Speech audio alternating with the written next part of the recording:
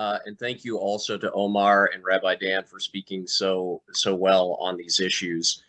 I'm going to make a comment about the second part of section 67 in Laudato Si first, and then circle back around to some of the excellent things Rabbi Dan said about these two perspectives on the call of Adam in Genesis 1 and 2. First, just a comment from Luther's Large Catechism. I'm from the Lutheran tradition, and Luther has some insightful and also somewhat humorous things to say about the commandment not to steal, okay?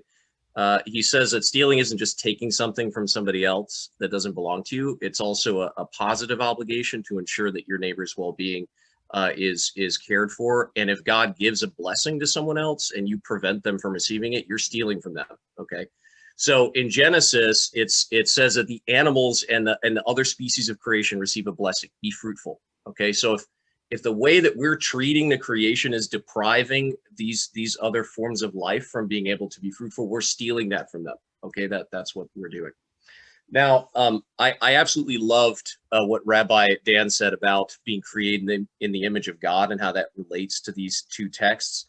In the Lutheran tradition, and I know in many other traditions too, it's really important for us to make sure that we bring context to bear when we interpret the Bible. We don't just try to lift things out and interpret it however it may feel or seem to us. And one important context is the historical context of the time, at least when the form of the Bible as we have it was compiled. And one of the things that Genesis is responding to is this sense in ancient Near Eastern cultures that the king is like the mighty divine image of God, and therefore has the right to basically treat the king's subjects however he darn well pleases. And let's be honest, it was usually a he, right? And Genesis is saying, by contrast, that no, not only kings are made in God's image, but indeed every single human being. And so this language of dominion is reflecting this claim that it's not only kings who are made in God's image. So if we take that and lift it out of that context and try to take it as an excuse to be abusive to other people or to the creation, we're going against what the intended sense is there.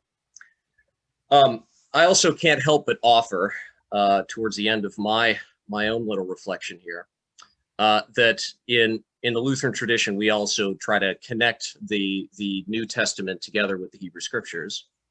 And I think Jesus of Nazareth weighs in on this debate about what dominion means in Matthew chapter 20, where he says, you know that the rulers of the nations lord it over them, and their great ones are tyrants over them. But it will not be so among you.